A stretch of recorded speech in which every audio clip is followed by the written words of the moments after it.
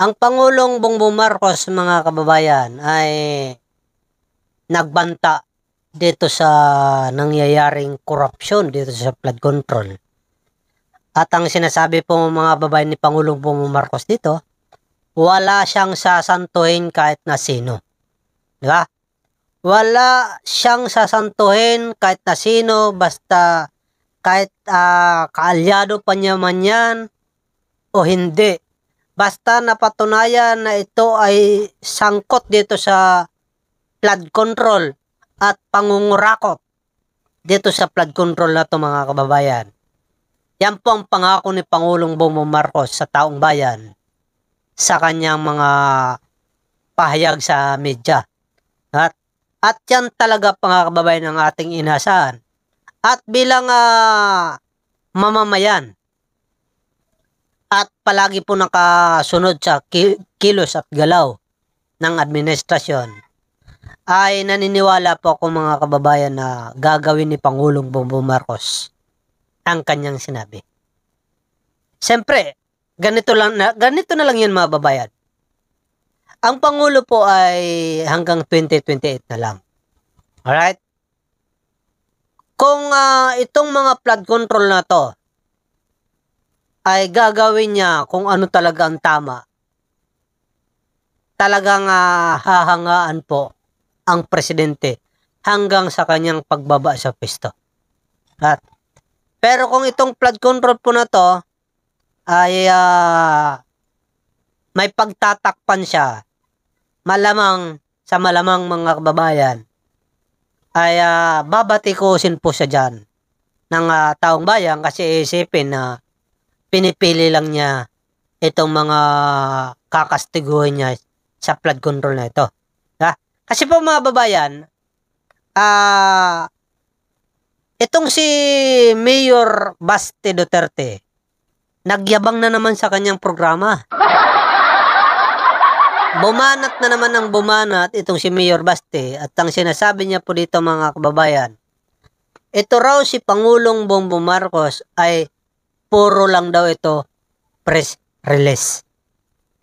Wala raw mangyayari dyan sa investigasyon dyan sa flood control na to. Papaalala ko lang po, mga kababayan, ipapaalala ko lang po na itong investigasyon na to, Senado po ang gagawa nito. Si Rodante Marcolita po ang Blue Ribbon Committee Chair. Diba?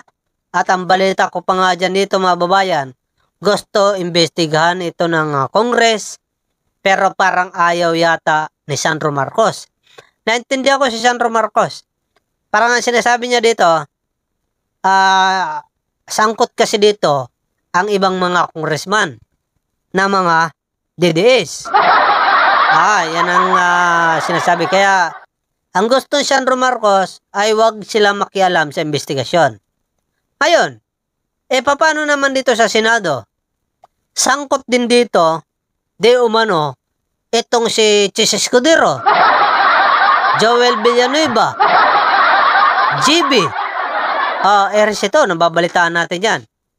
At kung sino-sino pa, mga kababayan. Diba?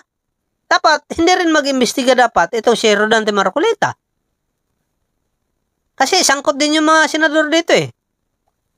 Tapos, pag dito naman sa Congress, sangkot din yung ibang Congress, kaya hindi raw dapat mag-imbestiga sila. Dapat patas.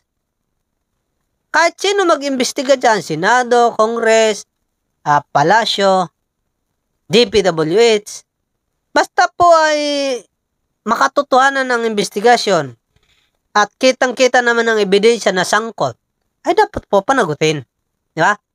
Ako, Mayor Baste Duterte, naniniwala ako kay PBBM na mali ang yung paratang. Mali yung paratang. Walang mawawala kay Pangulong Bongbong Marcos kung gagawin niya po ang totoo. Pero siyempre, yung mga haka-haka ninyo ng mga hinala na sangkot ang kaalyado ni PBBM, ay kahina-hinala naman yan kung sasabihin ninyo na dapat isama sila. Dapat yung isasama lang sa pagkaso, yung may ebidensya talaga na sangkot talaga. Huwag yung porkit galit lang kayo mga didi sa politiko na yon. Alam mo, ipagpalagay na natin na ito si Romualdez. Sinasabi ninyo kasi sangkot sila. Baka naman ang inaasahan ninyo, papanagutin si Romualdez kahit wala namang ebidensya. Para lang magkaroon ng katuparan ang inyong gusto na mapalitan siya dyan sa bilang Speaker of the House. Di ba? Mali yun. Ako naniniwala ako, ang Pangulo po ay gagawin niya kung anong tama. At naniniwala ako na walang dahilan para magbago ang isip ni Pangulong Bongbong Marcos. At protektahan ang dapat protektahan. Para ano? Para ano? Alam naman natin na ang presidente ay hindi na muli makakatakbo yan sa pagka-presidente pa. Diba? Tapos na siya Kaya para saan pa kung poprotektahan niya itong mga politiko na sangkot sa flood control? Diba? Alam naman natin mga babayan na si PBBM ay patas sa lahat. Patutunayan yan. Baka nga, anong pustahan natin? Kapag nagawa ni Pangulong Bongbong Marcos yan na Mayor Baste Duterte, siguro mag-resign ka bilang acting mayor. Tapos magpa-drug test ka. Diba? Dapat yan ang natin usapan dapat. Diba? Hindi puro ka lang batikos. Alright, pakinggan natin ito mga babayan si Baste. Batikos niya kay PBBM. Palabas lang daw ang banta ni PBBM na wala siyang sasantuhin sa investigasyon sa palpak ng flood control projects. Tingin ni Acting Davao City Mayor Baste Duterte, matatakpan lang ito ng bagong issue at mauuwi sa areglo. Narito ang agenda report ni Ivy Reyes. Wala yan? Wala talaga yan? Puro lang naman press release talaga tong administrasyon na to ever since. Wala yan. PR stunt kung tawagin ni Davao City Acting Mayor Baste Duterte ang ongoing investigation ng administrasyon sa maanumalyang flood control projects. Contractor na yan. Una nang sinabi ni Pangulong Bongbong Marcos na wala siyang sasantuhin sa mga opisyal at kontraktor na mapapatunayang nangurakot ng budget. Sinasabi dito ni Mayor Baste Duterte, magkakaregluhan lang yan. Paano niya kaya naisip yun? Diba? Bakit pinapangunahan niya ang isip ng presidente?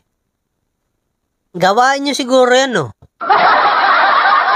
Kasi hindi niyo maiisip yan kung hindi niyo gawain. Diba? Kasi mababayan kung matatanda natin wala nga nangyari noong panahon ni PRRD sa mga corruption. Diba? Pinagtanggol pa ka mo. Bigyan ko ng example. Si Doke. Diba? Si Doke na lang, mga babayan. Yung DOH. Diba? Pinagtanggol, hindi niya sinibak. Si Bongo. Si Bongo, diba? Natandaan nyo, yung galit na galit si PRRD doon? Na isinasangkot dito si Bongo. Diba? Pinagtanggol niya lalo. Nanghamon pa na sisibakin niya si Bongo. Natural, presidente. Wala na makikitang ebidensya yun. Presidente, magsasabi ng ganyan, tatrabahoin na yun para malinis ang pangalan ni Bongo. Ganun lang kasi yung mga babayan.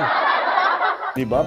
Pero ayon kay Baste, tila nasa iisang circle of oligarchs lang naman daw ang maingay ngayon at mukhang malabong maparusahan ang banga ito. Hindi yan. Hindi abulin. Kasi kung kinasuhan niya na yun sana kung talagang yan, totoo yung mga sinasabi niya. Kinasuhan niya na yan. Diretso na yan. Hindi mo ba takutin mo, tapos i-negotiate mo. The president only wants to bring people to the negotiating table. Ito lang daw ang nakikitang rason ni Baste kung bakit pinapahaba umano ang investigasyon. Kung accountability daw ang layunin ni PBBM, matagal na raw sana itong naglabas ng pangalan. Mainit man ang usaping ito sa ngayon, mawawala rin daw ito paglitaw ng panibagong issue. At isa lang daw ang ibig sabihin nito, ang banta ng administrasyon na uwi sa areglo. May komento rin si Baste sa website na sumbongsapangulo.ph. In the same media conference then, Sir Harves, Mayor, he also presented the new website. The president, no? Yes, the president also presented the Sumbong sa Pangulo na website, Mayor, in which they will be listing all the flood control projects in the website. Kasuhan mo na, diretso. Website ka, bro. Daming drama. Presidente naman daw si Marcos, kaya kung talagang may hawak itong ebidensya, ano para ang hinihintay ng Pangulo? Pinuna rin ni Mayor Baste ang pahayag ni Majority Floor Leader Sandro Marcos kung saan sumasang-ayon siyang hindi kamara ang mismong mag-imbestiga sa mga sangkot na kongresista. Nangangahulugan lang daw na wala ring tiwala ang presidential son sa mismong bakuran ng House of Representatives. Para sa agenda, Ivy Reyes, Billionaire News Channel. Yan ang sinasabi ni Baste, mga babayan. Wag na raw pa-website. Kasuhan na lang daw agad. Ayan Mr. President galing na mismo sa bibig ni Baste Duterte. Wag na raw idaan sa website, kasuhan na lang daw agad. So, wag na rin natin pa-imbestigan sa trial sa Senate si BP Sara. Diretso na agad natin kasuhan. Yan ang hamon ni Baste, di ba? Wala na, diretso impeach na agad. Wala nang trial. Wala nang trial. Wala nang trial. Ang gusto ni Baste, diretso agad impeach. Kaso agad, wala nang chichiboreche. Gawin nyo na, Mr. President, para mag-iyakan na naman itong mga didis na to. Hinahamon kayo. Di ba? Total, lahat ng kanilang mga sinasabi ay pwede ibalik sa kanila. Di ba? Alright, mga babayan, yan ang banat ni Baste Duterte kay PBBM. Ay, mga kababayan ito po ang ating ikalawang channel. Libre lang po paglalike natin dyan at pagsusubscribe kung di ka pa nakasubscribe. Balita Bay po, 2.0. Ayan, pakisubscribe po. At pakilike na rin ng ating video at pakishare. Thank you so much po sa inyo lahat. Bye!